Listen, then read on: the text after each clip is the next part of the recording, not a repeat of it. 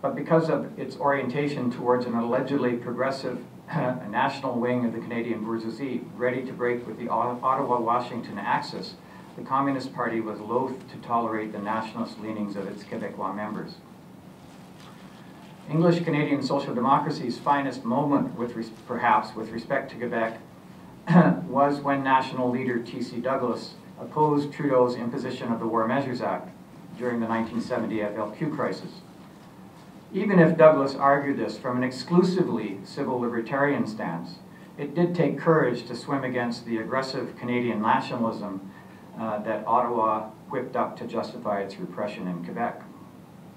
On the whole, however, the NDP leadership has mirrored the chauvinism towards Quebec that operates across the political spectrum in English-speaking Canada. For example, elder NDP statesman Roy Romano, at the time Saskatchewan NDP premier, was a key collaborator with Trudeau in freezing out Quebec during the 1982 constitutional negotiations between Ottawa and the provinces, what is known euphemistically in Quebec as the Night of the Long Knives. I've lived in Quebec for the last 17 years, though I originally come from Western Canada. It may be perhaps foolhardy for me to typify attitudes in the broad left in English-speaking Canada towards Quebec and the Aboriginal peoples, but I'll have a go at it. Let me begin with Quebec. During the 1960s and 70s, there was a strong current of sympathy on the part of the English-Canadian left and progressives towards the rising tide of struggle and assertion of national rights that swept Quebec. But by the 1990s and into this century, this sympathy had largely diminished, if not evaporated altogether. And it's not hard to find a certain superficial logic here. The Quebecois were seen to have embraced the increasingly right-wing bourgeois nationalist Parti Québécois. They had succumbed to a reactionary ethnocentric nationalism, displaying intolerance towards Quebec's own minority, Aboriginal and immigrant populations. And it was, I guess, argued by many on the left in English Canada, Quebec Francophones had successfully dismantled the system of English privilege, imposed French on formerly reluctant Anglophones or Allophones, and achieved considerable upward mobility in socioeconomic terms. By contrast, the attitude toward the struggles and inspirations of First Nations peoples was different, I think. Here, a basic sympathy among left-of-center English Canadians is sustained. The historic injustice, denial of national rights, impoverishment, and racism that Native peoples are forced to bear is recognized. Whether this translates into active solidarity with when Native people assert their rights, especially against the armed might of the state, is another matter. But at least there's a well of sympathy which can be drawn upon. Of course, there are vast differences in the concrete economic, social, and political conditions in which the oppressed nations within the Canadian state find themselves. There's no doubt of the strategic weight that Quebec occupies in Canada historically and in the recent period when the question of independence is still posed. Native peoples, by comparison, have not so far advanced a clear demand for an independent state, even when they constitute a majority as they do in much of northern Canada. Whatever the changes that have taken place in Quebec society since the Quiet Revolution, and there are many, there remains there a nation which finds its aspirations blocked within the Canadian state. And that is the fundamental reality that confronts not only the Canadian ruling class, and but also the English-Canadian workers' movement, from the NDP and CLSC leaders right through to the socialist left. The massive vote of Quebecois workers and youth for the NDP in the recent election does not change that reality, despite the pipe dreams of an Ed Broadbent or Stephen Lewis that at last Quebec has sobered up and abandoned its fantasy of independence. What then are the impediments to grasping this basic fact of political life in English-speaking Canada? The first of these, I think, is an attachment to what could be termed the benign version of Canadian nationalism, or left nationalism. We are talking here of the strongly rooted myth of Canada as a gentler, improved variant of capitalist society, Medicare with all the trimmings. According to this perspective, the Harper Tories want to betray this vision of Canada and install an altogether more brutal American version, as we see. One does not want to mock and altogether dismiss this progressive vision of Canada. It reflects a more favorable balance, I think, in the final analysis of the balance of class forces that has existed thus far as compared to the United States.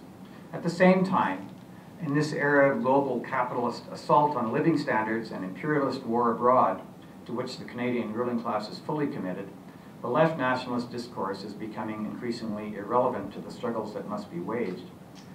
To the extent that it rests in the final analysis on loyalty to the Canadian state, it acts as an impediment to understanding the depth of national oppression in Canada, and particularly the dynamics that favor an independent Quebec state. Within the socialist left, there's a second barrier, I feel, to understanding the importance of the national question, and that is the tendency to reduce the contradiction in capitalist society in an abstract and ahistorical fashion to the direct antagonism between worker and capitalist, and to view other contradictions of class society, such as national or gender oppression for that matter, as non-class issues that are less important or even act as diversions from the real struggle. Thus, the solution to Quebec's historic grievances is to unite the workers in both nations in common struggle against the Canadian bourgeoisie. And anything that throws the working class in the oppressed nation into the same camp as its bourgeoisie is to be resisted because it divides the binational working class. For us in Socialist Action, national oppression is preeminently a class question. The national oppressor of an oppressed nation is not primarily another nation, but the oppressor state as the instrument of an exploitative ruling class. The struggle of an oppressed nationality is against this state in order to break its authority and control over the oppressed. In the case of Aboriginal peoples in Canada and Quebec, we support their right, we in Socialist Action support their right to self-government, to control of their resources above and below ground, and the right to develop their own system of education, employment, healthcare, and infrastructure according to their own values. We do not believe that the capitalist system can meet these aspirations. Since its importation from Europe, capitalism has reaped immense profits from the expropriation of the native peoples of the continent, and it will continue to do so unless it is challenged. We support not just the right of self-determination for the Quebecois, but also the concrete political expression of this right, which for over 50 years has been the demand for Quebec independence. This demand is supported by all the Quebec Union Federation and has deep roots in the Quebec working class and other social layers. Our support for independence is informed by a serious examination of Canadian history, which in a very brief form I tried to outline to you, and the central role and weight of national oppression in that history. 5 minutes. The national question remains the Achilles heel of the Canadian bourgeoisie, presenting a direct challenge to the stability and authority of the federal state, which is the main guarantor and enforcer of the interests of the Canadian ruling class. Within Quebec, we support a break with the bourgeois nationalist leaderships of the Parti Québécois and the Bloc Québécois, and the building of a mass working class political party which can address all the problems affecting Quebec society from an independent class perspective and is capable of leading a struggle for Québécois national liberation.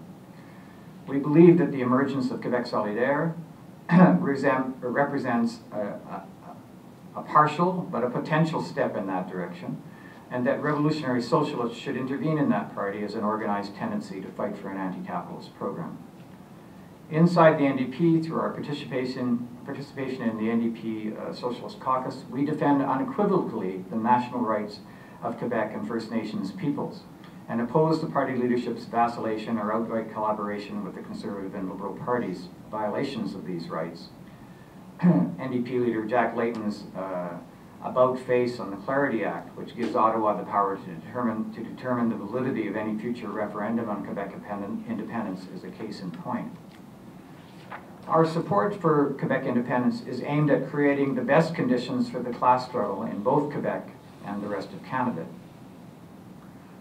Inasmuch as independence for Quebec has not yet been realized, we favor an alliance between the working class organizations of Quebec and the rest of Canada to install a workers' government in Ottawa. Now, the recent catapulting of the NDP to official opposition status on the strength of its vote in Quebec provides some ground for reflection in this respect. The NDP does not have, as a matter of fact, any significant roots in the Quebec working class.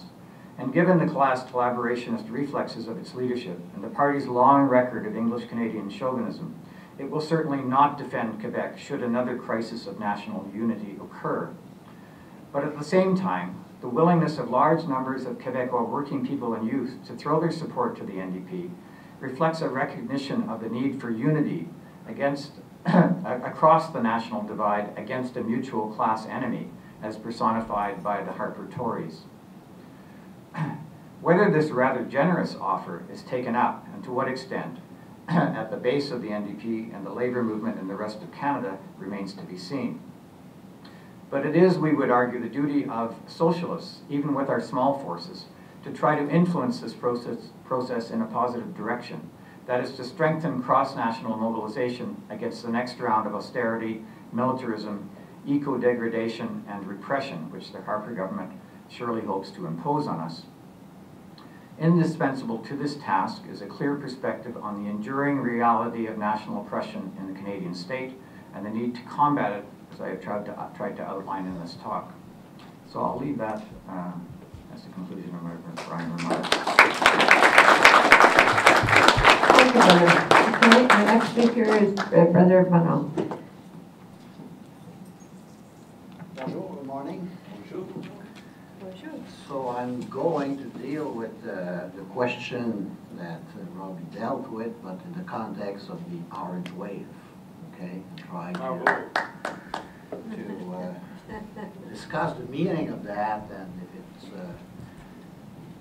it is imposed some task to us, okay? The orange wave was, in a sense, no Tahir, no Wisconsin.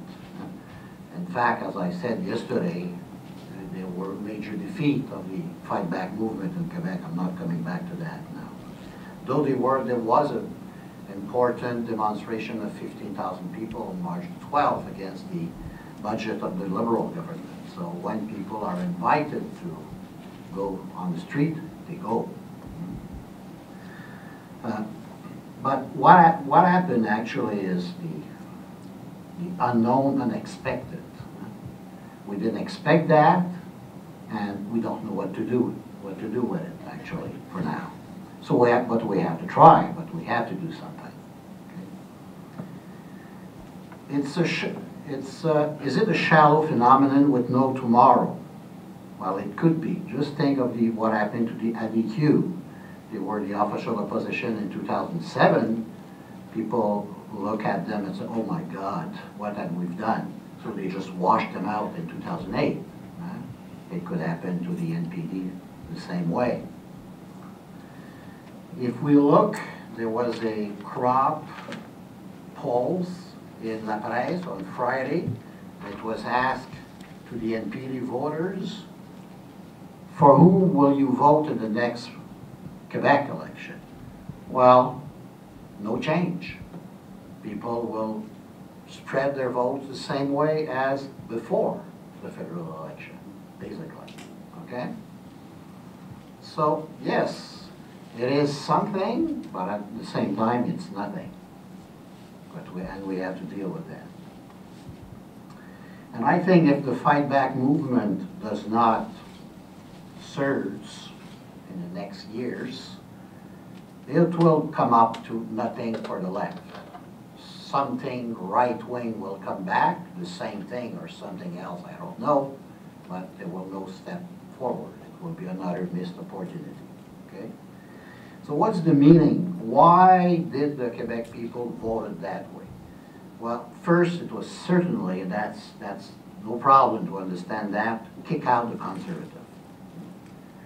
It was a kind of strategic voting. But this is totally incomplete as an explanation, because most strategic voting and most riding would have been to vote for the Bloc Québécois, not for a small party like the NDP, except in a few ridings. So it's definitively not a sufficient explanation. Okay? And I said yesterday also, the kick out the conservative was also true in Newfoundland, but mostly for the Liberals. not for the NDP, but somewhat for the NDP. And for the Franco-Quebecois, for the Acadian,